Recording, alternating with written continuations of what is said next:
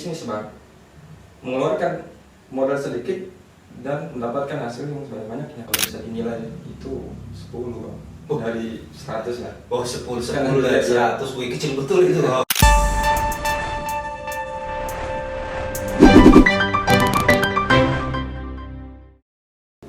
Selamat datang di podcast Ruang Bicara, tempatnya berbicara berbagai hal yang sifatnya edukatif dan inspiratif. Teman-teman, lama kita tidak berjumpa, tentu ini sudah jeda waktu yang kedua minggu, dan saya yakin teman-teman menunggu pembicaraan-pembicaraan yang seputar inspiratif dan edukatif. Teman-teman, hari ini kita kedatangan tentu orang ini luar biasa. Dia sekretaris cabang HMI Sangatta, sekretaris cabang HMI Sangatta, namanya Agus Kurniadi. Dia juga sudah menamatkan kuliahnya di STAI begitu dan juga berfokus melanjutkan pasca sarjana, tentu luar biasa. Kita sapa dulu, apa kabar Gus? Siap bang. Baik. Siap Gus. Terima kasih Gus sudah mau datang ke ruang bicara ini Gus. Sama-sama. Gus, saya ingin memulai dari yang kita ngobrol-ngobrol santai lah, ngobrol santai seputar kemahasiswaan dengan hal-hal apa saja yang kemudian kau fokus untuk melakukan pergerakan-pergerakan di aspek mana, kira-kira begitu. Gus, pertanyaan pertama, hari ini sibuk apa HMI cabang Sangatta ini? Ya, terima kasih sebelumnya bang ya, Oke. diundang di ruang bicara ini, satu kebanggaan lah saya pribadi. Kalau akhir-akhir ini di HMI lagi momentum terakhir nih bang, periode saya. Jadi masuk ke persiapan konferensi cabang. Oh, konferensi cabang. Iya, Berarti ada pertukaran pemain ini? ada pertukaran pemimpin kepemimpinan di HMI cabang Sangatta. Oh, oke. Gus, kau sekretaris cabang dari tahun berapa kemarin Gus? Kalau periode bang, periodenya sebenarnya 2022 dan periode 2023. Oh, dulu. Kalau sesuai SK, maka SK kami itu ya tahun ini itu berakhir. Oh, berarti dari tahun kemarin, tahun ini yang berakhir gitu Iya, ya? tahun ini. Nah, Gus, saya masuk ke pertanyaan. Kita mengetahui bahwa mahasiswa itu diperhadapkan dan kerja-kerjanya begitu kompleks. Kalau kita berbicara tentang agent of change, iron stock, dan kemudian agent of control, kira-kira begitu. Pertanyaan saya, Gus, konsentrasi apa yang kau geluti untuk dilakukan pergerakan gitu? Apa yang kau minati dan kau konsentrasi itu di dalam kapasitasmu sebagai mahasiswa dan juga sekretaris cabang itu? Oh baik. Kalau apa yang biasa kita lakukan itu beragam bang. Jadi permasalahan isu lingkungan, isu sosial, ekonomi dan lain-lain itu. Oh, Nah, jadi karena semua di HMI itu kan ada bidang per bidang bang. Ada yang fokus pada pembangunan, ada yang fokus pada pembinaan perkaderan, ada fokus pada bidang usaha juga ada. Misalkan hukum ada. Gus, saya ingin masuk karena tema kita hari ini berkenaan dengan lingkungan, Gus.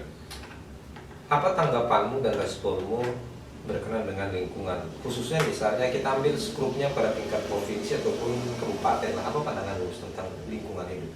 Ya kita menyadari bahwa manusia ini bagian daripada alam dan memiliki hubungan timbal balik, Mas. Artinya kita perlu menjaga tempat tinggal kita, menjaga tanah air kita untuk keberlangsungan hidup kita pada hari ini dan generasi mendatang. Saya pikir itu penting untuk kita persepsikan bersama, sama persepsi untuk sama-sama kita memiliki kesadaran untuk menjaga dan merawatnya. Nah itu dia, kalau berkenaan dengan kesadaran Gus, hal apa yang kau sudah lakukan berkenaan dengan penyadaran itu dalam konteks kemahasiswaan selaku posisimu sebagai sekretaris cabang itu HMI? Konkret bang, jadi kami melakukan, jadi priorisasi yang saya ingat masih, kami melakukan advokasi, kemudian melakukan analisis dampak asap yang ditimbulkan oleh pembakaran sampah yang ada di belakang pasar induk itu. Jadi di situ sudah ada pabrik yang berkisar beberapa 2 tahun yang sudah berjalan dan memiliki dampak polusi udara kepada sekitarnya. Jadi kami mendatangi masyarakat, menanyakan dan sebagainya, ternyata mereka juga sepakat untuk menolak keberadaan tempat itu. Oke, jadi kalau kita berbicara tentang dampak atas dilakukannya pembakaran itu kan tentu harus ada indikator yang begitu kuat. Karena dalam konstitusi atau dalam perspektif hukum kita tidak bisa mengatakan bahwa sungai ini tercemar sebelum ada misalnya uji lab misalnya. Tapi kalau alat ukurnya mata kira-kira mungkin saja asap itu keluar tetapi tidak menimbulkan misalnya berbau atau mungkin juga tidak menimbulkan gangguan kesehatan.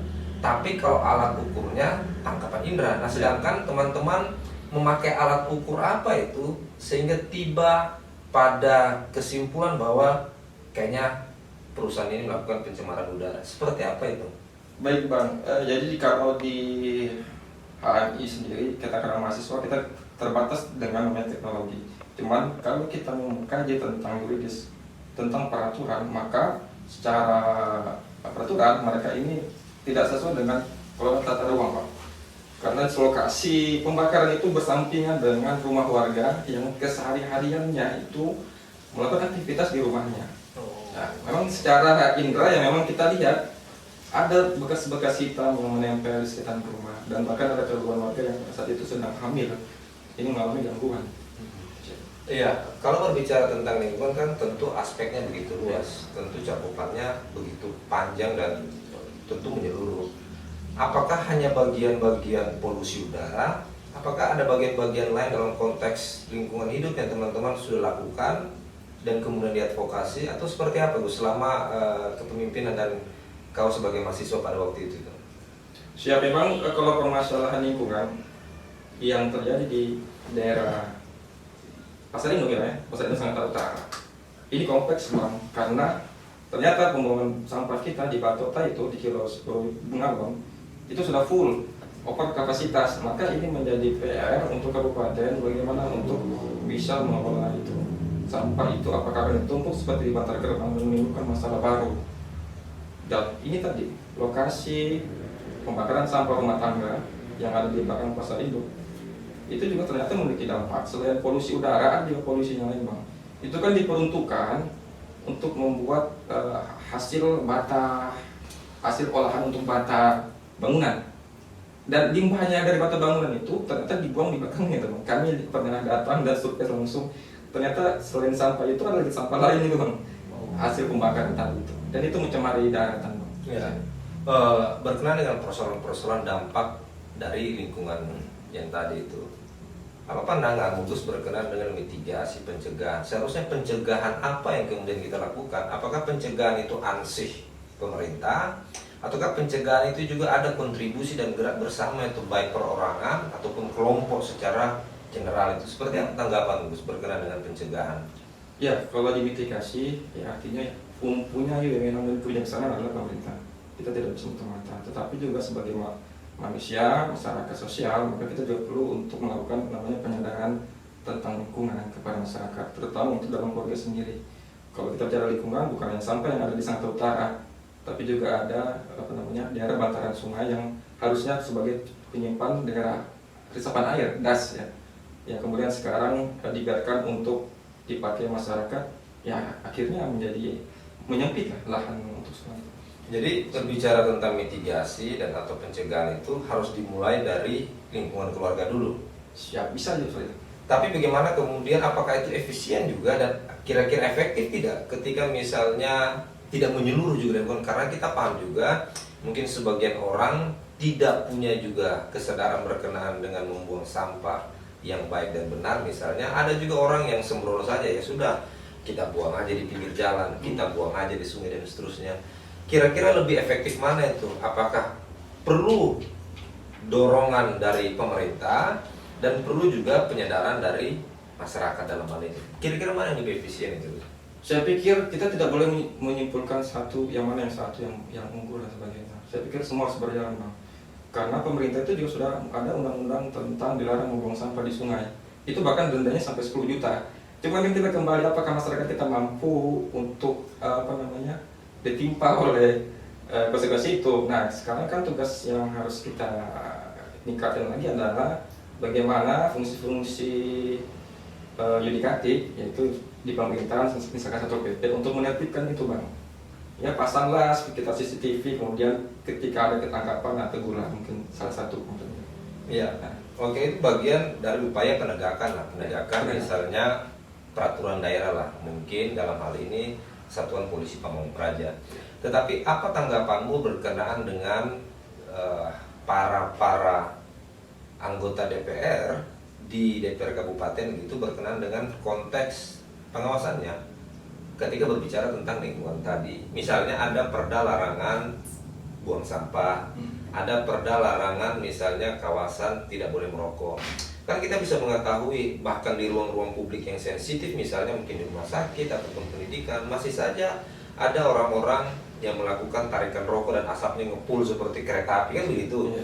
Pertanyaan kemudian, peraturan yang begitu banyak keluar dalam konteks peraturan daerah, tetapi tingkat penindakannya menurutmu sudah efektif atau belum, Gus? Ya, itu ya yang terjadi permasalahan yang ada di daerah kita, sekitar kita. Masalah penindakan itu tidak ada, tidak efektif lah. Namun kalau secara undang-undang sebenarnya ada, semuanya ada itu. Larangan merokok di tempat umum. Bahkan kita sudah lihat ada tempat khusus untuk merokok dan sebagainya, itu sudah ada. Nah itu dia, Gus. Jadi memang persoalan penindakan kan persoalan serius lah. Iya. Artinya ketika ingin mewujudkan marwah peraturan daerah itu sendiri, itu dia harus linear juga berkenaan dengan penindakannya. Karena kita ketahui ada perda buang sampah, ada larangan merokok, kira-kira begitu kan yang ada di Kutai Timur. Menurutmu, kira-kira dengan beragam dan banyaknya peraturan-peraturan yang anggap saja dia terfokus pada lingkungan, atau lebih baik itu dilakukan penyadaran dari sekolah-sekolah misalnya, atau dari usia dini berkenaan dengan larangan buang sampah, atau misalnya menjaga lingkungan? Kalau kita banding-bandingkan, lebih efisien mana itu penyadaran di sekolah kah? Dari anak usia dini dan di keluarga, kira-kira begitu? Ataukah perbanyak peraturan-peraturan daerah? Kira-kira lebih efisien mana? Kalau saya lihat sih semakin banyak peraturan itu semakin bingung masyarakat itu bisa bahkan mengingat pasalnya itu mungkin. Oh, jadi semakin banyak peraturan semakin rumit dan sulit juga masyarakat mengingatnya, kan begitu. Jadi tanggapan bagaimana? Silakan lanjutkan, Gus. Ya, tetap harus ada payung hukum yang kemudian kedua diiringi dengan penyadaran generasi, Bang. Terutama di sekolah. Oh, jadi memang penyadaran dan edukatif berkenaan dengan lingkungan yang baik dan benar itu harus dimulai juga dari rumah dan sekolah, kira-kira begitu. Dan kemudian harus juga ada satu instrumen hukum yang kuat untuk membuat satu jaring pengaman yang begitu kuat dalam konteks menjaga lingkungan itu. Gus, tadi kita masuk pada konteks tadi mitigasi. Saya ingin berbicara pada konteks public policy-nya, misalnya pada konteks kebijakan-kebijakan. Kebijakan-kebijakan pemerintah hari ini, baik di tingkat nasional maupun pemerintah provinsi dan kabupaten, kira-kira sudah efektif belum melaksanakan dan kemudian mengakomodir persoalan-persoalan lingkungan hidup yang sangat begitu kompleks? Menurutmu bagaimana itu? Kalau dari hemat kami mengenai kebijakan polisi, kalau bisa dinilai itu 10, Bang. Dari 100 ya. Oh, 10 dari 100, wih kecil betul itu. Oke, bagaimana? Kalau dari lihat bagaimana sumber daya kita dikeruh, bagaimana hasil-hasil pasca tambang itu tidak terlaksana dengan baik. Dari kami baca di berita bahwa ada 11.000 perusahaan tambang itu 3.000 diantaranya terindikasi terjadinya korupsi. Dan itu kan juga langsung mengancam tentang keberlangsungan reklamasi, keberlangsungan ekosistem alam di situ. Kan begini, Gus. Perusahaan pertambangan di satu sisi dia menyimpan resiko, di satu sisi dia menyimpan manfaat. Misalnya resikonya misalnya terjadi pencemaran ataupun kerusakan, anggap saja seperti begitu. Tapi di sisi manfaat misalnya ada pekerja-pekerja yang bisa mencari nafkah di situ. Kalau dibanding-bandingkan antara resiko dan manfaat itu kan beda-beda tipis ini, Gus. Tanggapan, karena ada satu adigium yang menyatakan bahwa salus populi suprema lex extor, yang menyatakan bahwa keselamatan kesejahteraan manusia itu adalah hukum tertinggi. Pertanyaannya, Gus, lingkungankah yang dijaga ataukah manusia yang harus didahulukan ini untuk bertahan hidup? Pandangan seperti apa, Gus? Kalau pandangan saya itu, Bang, yang pertama kita harus pahami dulu persepsi Bang. Persepsi ideologi bagaimana manusia ini menatap alam. Oke, manusia. Bagaimana tadi Gus manusia? Bagaimana manusia ini memiliki pandangan terhadap alam. Oke, silakan. Kita tahu memang alam ini diperuntukkan manusia untuk dikelola sebagaimana baiknya untuk kesetaraan umum. Bahkan di dalam agama pun itu juga ada ayat-ayat yang membolehkan kita untuk melakukan produksi dengan sumber daya alam. Cuman kita juga perlu namanya pengawasan, kita perlu juga namanya manajemen yang baik. Kami bukan anti perusahaan, kami bukan punya anti perusahaan, kami juga memerlukan adanya suatu bentuk monopoli ya, yang monopoli sumber daya alam. Yang sebenarnya bukan bahasa monopoli sih, karena sumber daya alam itu adalah milik umum. Kalau dalam Islam itu adalah milik umum, jadi tidak boleh ada yang memiliki, bahkan negara pun tidak boleh memiliki. Hanya yang bisa mengelola ya mesti negara. Cuma kita perlu juga adanya aturan-aturan yang sehat Bang. Saat ini yang menjadi problematik kita adalah kolaborasi antara perusahaan dan pengusaha daerah yang kemudian menimbulkan kepentingan. Nah, siapa yang menjadi korban? Yang menjadi korban yang kembali kepada masyarakat sekitar dan alam. Nah, kita lihatlah di kasus Bupati Tenggarong bahwa sudah terbukti menerima notifikasi dari perusahaan yang pada saat itu yang memang lagi marak-maraknya terjadi bencana.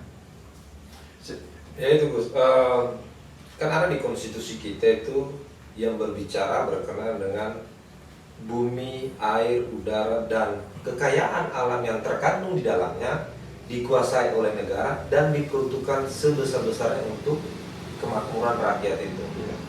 Nah, dalam konteks lingkungan hidup, apakah itu terjawab Gus untuk diberikan sebesar-besarnya dan diperuntukkan untuk kepentingan rakyat? Bagaimana tanggapan Gus? Ya, kalau bilang terjawab sebagaimana? Sebenarnya belum maksimal ya Bang. Belum maksimal, oke. Belum maksimalnya di mana? Belum maksimalnya ini? Ya masih banyak ketimpangan-ketimpangan ekonomi Bang.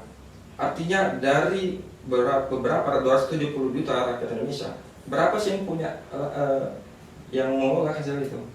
Hanya segelintir orang ya. Dan ketimpangan distribusi ekonomi itu kan tidak merata. Ini menarik nih. Saya baca dikutip dari pernyataan mantan Ketua KPK Abraham Samad bahwa dalam hasil penelitian 10 tahun di KPK, sebenarnya kalau kita bisa mencegah praktik-praktik korupsi yang ada di pertambangan, itu setiap warga negara Indonesia itu bisa mendapatkan 20 juta per kepala dari hasil pertambangan. Sayangnya itu kan tidak sedemikian, bahwa kita menswastakan sumber daya kita dikelola asing, dan kita tahu wataknya bisnis Bang, mengeluarkan modal sedikit dan mendapatkan hasil yang sebanyak-banyaknya. Itu konsep ekonomi. Apa yang kita terima, kita hanya dapat permen, dan mereka swasta yang asing mendapatkan yang lebih besar. Ya, itu menarik memang kalau berbicara tentang lingkungan hidup dalam konteks yang begitu beragamnya Gus. Tapi begini Gus, kalau kita berbicara tentang, anggap karena tadi sudah Agus singgung berkenaan dengan pertambangan misalnya, tapi kalau kita singgung lebih dalam lagi sebenarnya pertambangan khususnya misalnya batu bara misalnya, tentu dia menyimpan manfaat yang sangat begitu besar dalam pandangan umum saya misalnya. Kenapa? Karena kita memahami pasokan listrik kita hari ini yang terbesar 62 sekian persen kalau tidak salah itu pasokannya dari batu bara misalnya. Kedua ada gas, ketiga mungkin panel surya dan lain sebagainya. Tetapi yang menjadi top poinnya di situ adalah batu bara misalnya. Hal apa dan upaya apa yang kita bisa lakukan sehingga kita bisa stop dan berhenti untuk menggunakan batu bara, sedangkan infrastruktur dan pasokan listrik kita hari ini masih menggunakan batu bara? Tanggapanmu seperti apa Gus? Nggak bisa kita langsung stop gitu Pak. Kita perlu namanya rencana jangka panjang. Oke. Kan ada namanya sistem development, sustainable development atau pembangunan berkelanjutan. Yang pada intinya itu bukan stop. Intinya itu adalah bagaimana kita mengusahakan semaksimal mungkin, bukan seluas-luasnya. Jadi untuk keselamatan generasi hari ini dan generasi mendatang. Jadi mereka juga bisa menikmati sumber daya alam kita. Jangan kita sebagai masyarakat serakahlah generasi serakah kita dicapai oleh anak cucu kita di ke depan. Jadi memang, apakah kau sepakat Gus bahwa pertambangan ataupun perkebunan misalnya itu bisa juga misalnya masuk perusahaan-perusahaan asing untuk mengelolanya, ataukah ansih harus pemerintah dalam konteks BUMN yang mengelolanya? Kalau kita kaitkan dengan misalnya kekuasaan negara dan diperuntukkan untuk sebesar kemakmuran rakyat, sebenarnya lebih pas mana itu Gus? Penanaman modal asing kah yang melakukannya kah, atau murni dari penanaman modal dalam negeri, misalnya perusahaan-perusahaan dalam negeri? Penjelasannya seperti Kalau apa? saya punya keyakinan Bang, sebenarnya anak Indonesia itu pintar Bang. Pintar-pintar. Nah, kita sama-sama meyakini itu pintar-pintar. Tetapi seperti apa itu Gus? Dan saya meyakini lebih baik kita miskin daripada kita dijajah orang asing. Oke. Nah, penjelasan detailnya itu bagaimana Gus? Ya artinya kan dari liberalisme, dari globalisasi dan ideologi rasionalisasi modernisasi yang akhirnya melanggengkan investor-investor asing dengan teknologinya dibawa masuk ke Indonesia. Padahal kalau kita lihat sejarah pada zaman Soekarno itu bahkan anti terhadap investor-investor itu dan percaya bahwa kita ini bangsa yang besar, kita bangsa yang kuat dan punya potensi untuk mengelola tambang sendiri. Kita lihat Bang, sejarah dunia bahwa Timur Tengah itu bisa mengelola minyaknya dan harga minyak di sana berapa? 5.000 sekian lah seberapa. Bahkan ada yang sampai 500 rupiah itu. Artinya kan ya kalau kita lihat lagi Indonesia ini kan ya ada campur tangan dari pihak asing, baik dalam hal perumusan kebijakan, baik dalam hal orang-orang yang siapa yang dia pilih, orang-orang yang memiliki pemikiran ideologi barat. Ya, tadi kita sudah membahas berkenaan dengan mitigasi ataupun dampak dan seterusnya. Tadi kita menyinggung berkenaan dengan kebijakan-kebijakan pemerintah. Gus, sampai hari ini, Pak, detik dan menit ini, apakah kebijakan-kebijakan pemerintah yang dikeluarkan itu dia sudah mengakomodasi dan membuat jaring pengaman yang begitu kuat untuk menata lingkungan ini supaya tingkat deforestasi ataupun tingkat polusi itu semakin menurun? Kira-kira kebijakan yang dilakukan pemerintah sudah memadai itu belum? Saya pikir sebaliknya Bang. Sebaliknya? Wah. Sebaliknya. Contohnya lah adanya IKN Bang ya. IKN, oke. Kalau bicara deforestasi, ada pembukaan pit baru, ada pembukaan lahan baru yang dijadikan beton-beton. Dan itu kan logika balik gitu kalau kita mau kembalikan hutan kita, mengembalikan Kalimantan khususnya sebagai paru-paru dunia. Jadi menurut Agus bahwa kebijakan-kebijakan hari ini pemerintah berbanding terbalik itu dengan keadaan-keadaan yang orang mendukung lingkungan supaya terjaga dan seterusnya gitu. Terus kita masuk pada bagian kontrol. Siapa yang punya tanggung jawab Gus melakukan kontrol? Apakah perorangan, kelompok, atau para pejabat-pejabat dan anggota-anggota dewan itu? Menurutmu seperti apa Gus? Kontrol dalam konteks lingkungan yang tadi ya? Kalau misalkan harus bertanggung jawab semua Bang. Semuanya? Tapi kami kan ya agak pesimis dengan dewan-dewan kita yang kita pilih. Artinya mereka ini saya kurang paham. Tapi kalau dilihat secara sejarah, maka tidak ada aturan-aturan. Bahkan aturan sekarang itu malah mendukung adanya investasi besar-besaran dan tidak memperhatikan lingkungan. Oke Gus, menarik yang tadi Gus bilang bahwa siapa yang punya kewajiban untuk mengontrol semua. Tapi saya tidak mau juga Gus mengontrol karena kemudian saya tidak berbuat dan kemudian tentu tanggung jawab itu kita harus lepaskan berdasarkan konstitusi misalnya. Tapi tanggung jawab untuk kita memperbaiki, untuk kita mengedukasi di lingkungan keluarga kita tentu tanggung jawab kita juga begitu. Gus, karena waktu yang begitu kecil dan mepet dalam rekaman video ini Gus, saya minta petuahnya lah, atau ya kalimat-kalimat motivasinya lah, atau kalimat-kalimat kritikannya, karena sebentar lagi kita sudah menghadapi dan menyambut 17 Agustus Republik Indonesia kira-kira begitu, tentu dengan kemeriahannya. Kira-kira apa kritikan atau pesan yang gue bisa sampaikan? Silakan.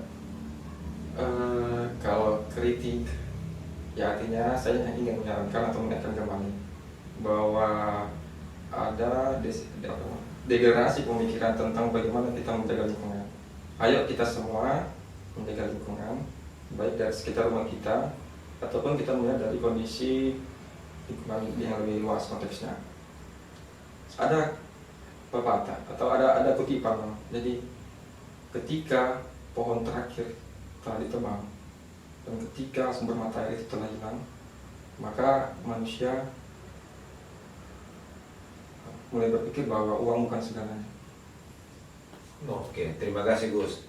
Saya juga ingin menyambut, ada kalimat yang lucu. Manusia menebang pohon, pohon itu dibikin kertas, kertas itu ditulis selamatkanlah pohon sampai berjumpa di video akan datang. Terima kasih.